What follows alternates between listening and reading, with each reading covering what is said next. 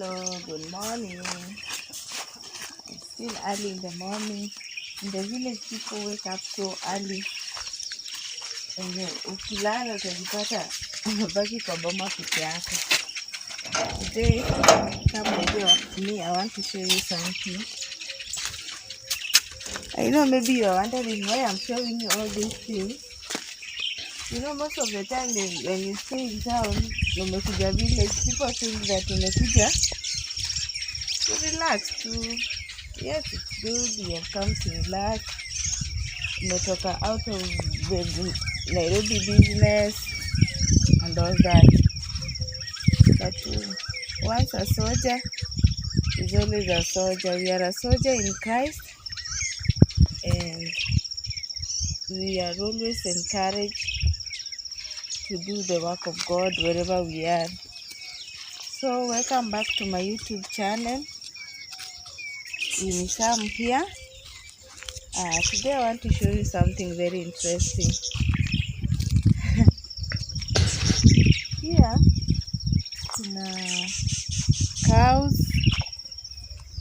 and donkeys.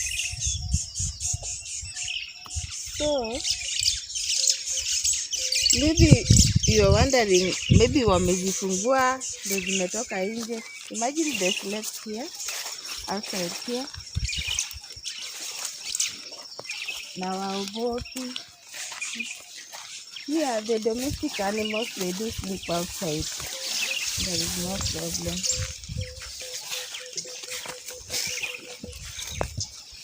Here are the goats and the what? And the sheep. Imagine they do sleep outside. Yesterday I was asking, what if they are rained on? They don't get sick, kama nini? And they were like, there is nothing wrong with them. Zinalala tu nje. Even the cows. I was telling them, in other places, it is so funny that upate cows are sleeping outside. It's like you're telling kids they are ready to be taken. Just come and take them. Imagine these cows, they slept here. Na hakuna shida yoyote. In fact, they are sleeping outside the boma.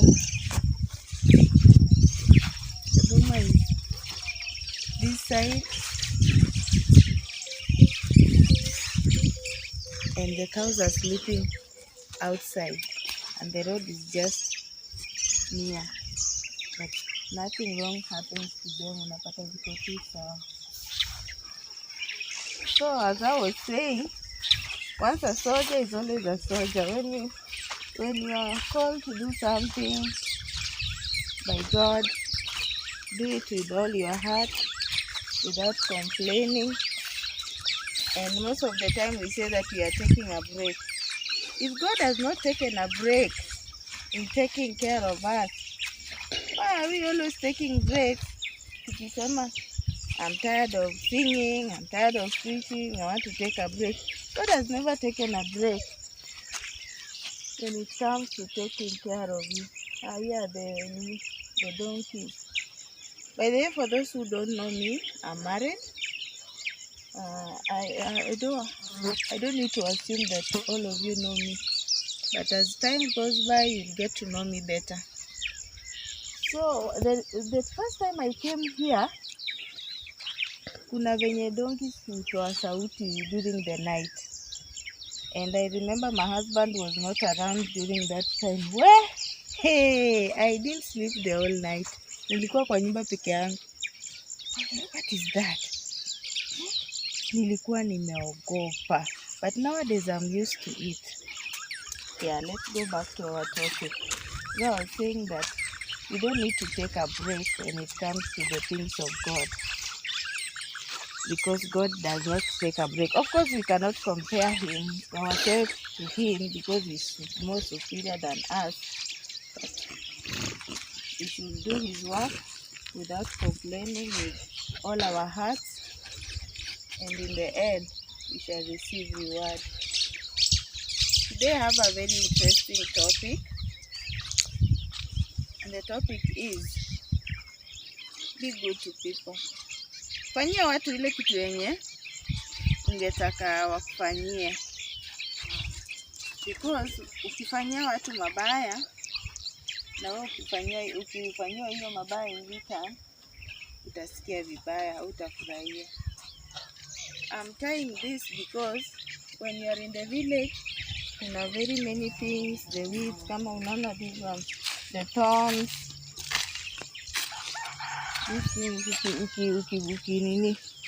ukitembea, these ones, ukitembea zinabaki kwa nguo, and then when we are in the kitchen, the soot, and most of the time when we are in the village, yani niseme ni kuwa na heshima, something like that.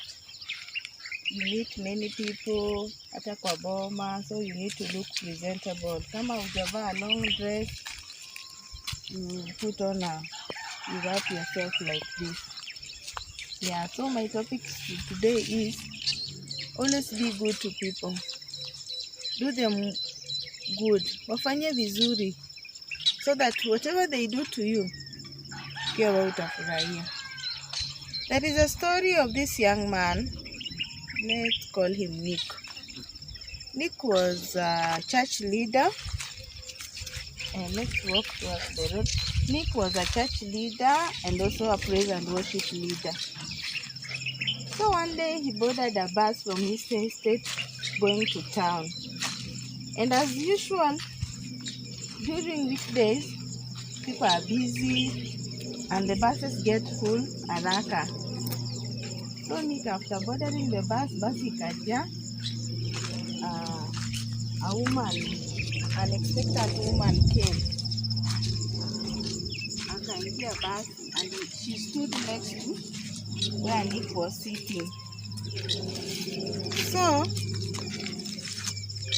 the conductor saw that the expectant woman was really struggling to stand, and the conductor told the Nick to stand up for the woman, but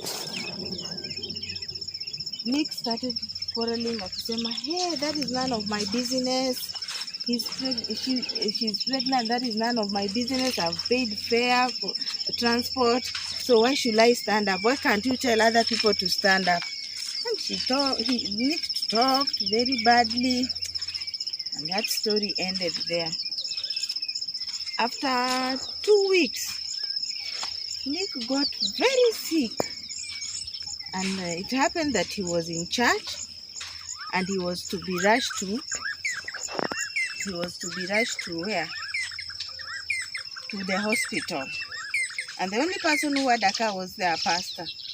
So pastor took him to the hospital, the nearby hospital, and guess what? The first person they met in the examination room was the nurse. And the nurse was the same woman, the expectant woman that Nick denied a seat in a bus. And Nick was so shocked, and he looked down. Pastor akafanya introduction that this is my church member and praise and worship leader, and also youth leader. Hey, Nick was so shocked and was so ashamed. And you know, the nurse did not refuse to treat him. The nurse told him, I thought you were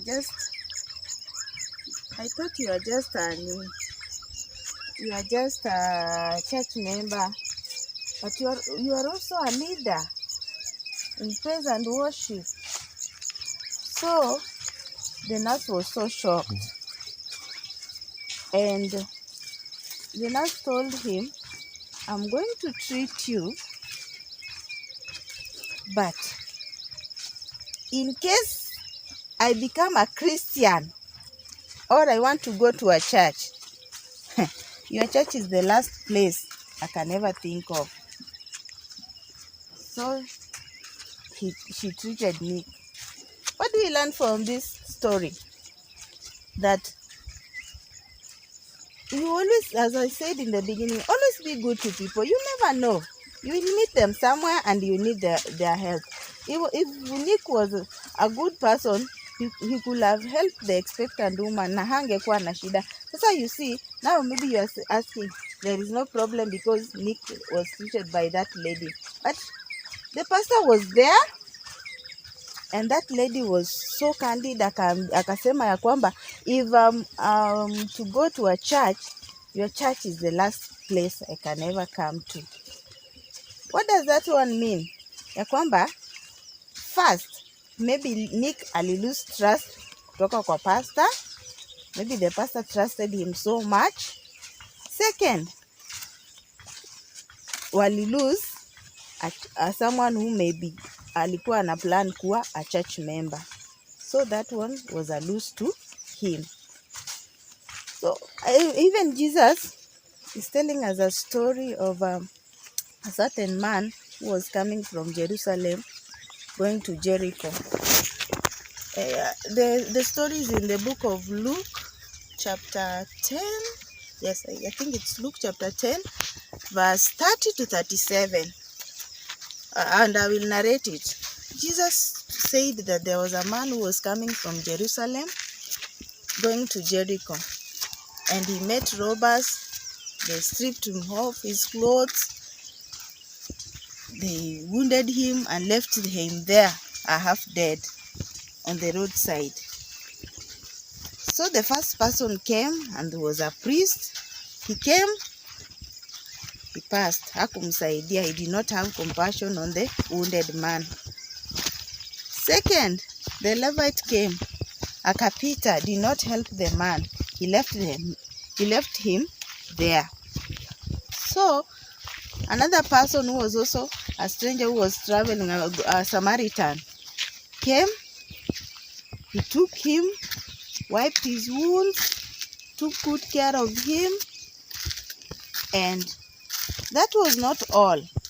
He also took him to a hotel, an inn or a hotel, and paid the hotel keeper and told him to take good care of the man who was wounded, and in case they needed anything, extra money, he should be told. And the man went. After the story, Jesus asked, who do you think was a good neighbor?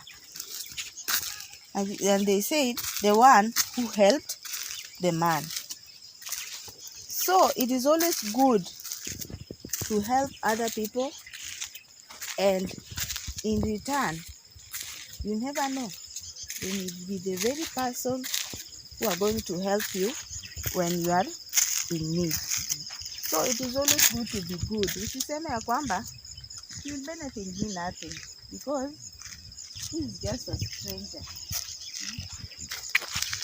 And I hope this word has blessed. It's a short story, but I hope you have learned something from it. And keep on subscribing. Those who haven't subscribed, please watch the videos and notify others. And I hope you are going to enjoy more videos as they are coming. Thank you so much, and God bless you. I'm just taking a walk, going back to the house. And as you can see, everything green. It looks beautiful.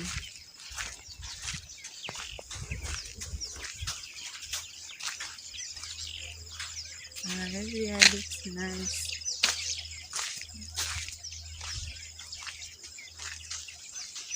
Our home is over there.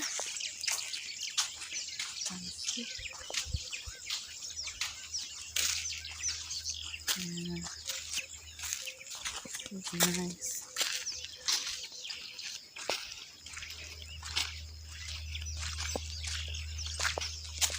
Village life is good life.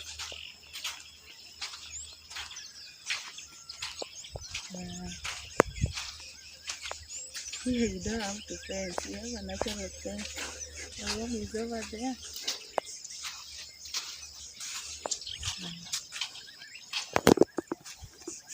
And during dry season, imagine all these things huwa zinakauka, inabaki so dry. That's why we admire so much when it's green. I love this. Wow.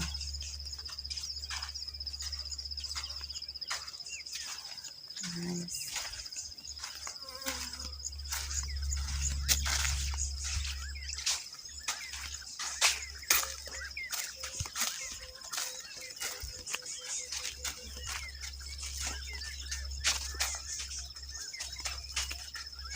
I wonder, these are just farms. Very rare to see a house. For example, this is our home. On the other side, seeing a house, they are covered. These are just farms.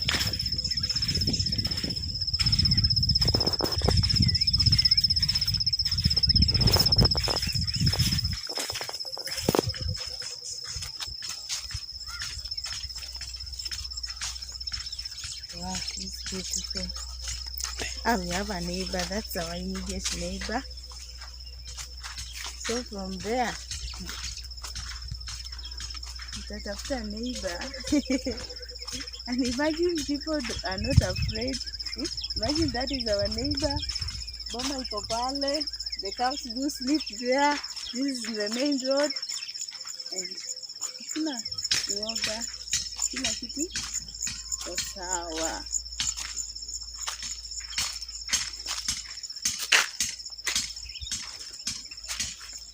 So I'm going back to the boma.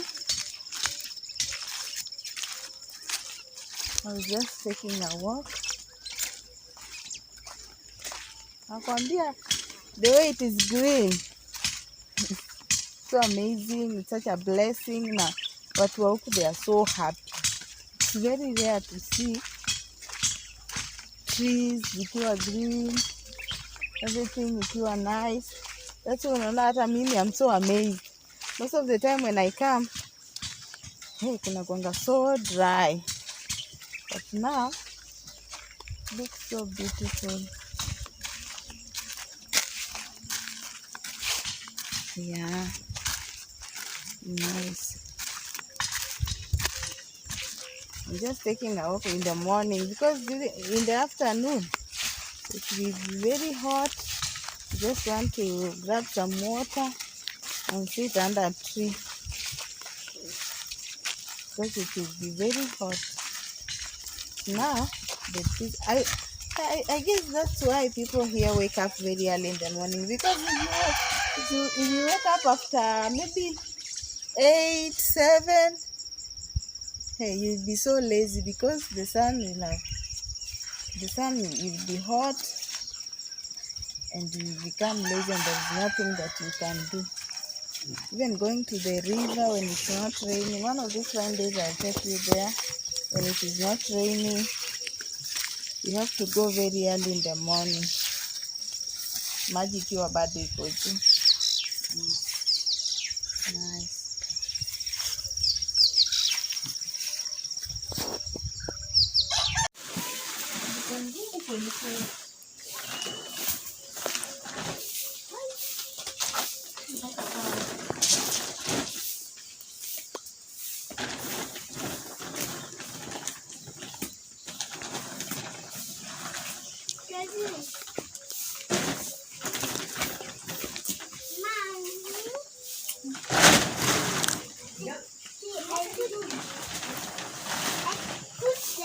Nikuja vizuri.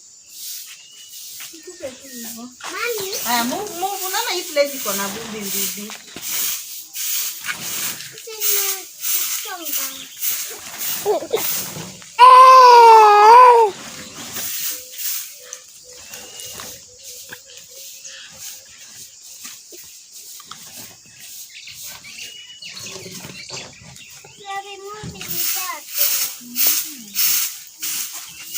Nimemea karibu na mwingine kama ni hii nataka look for us.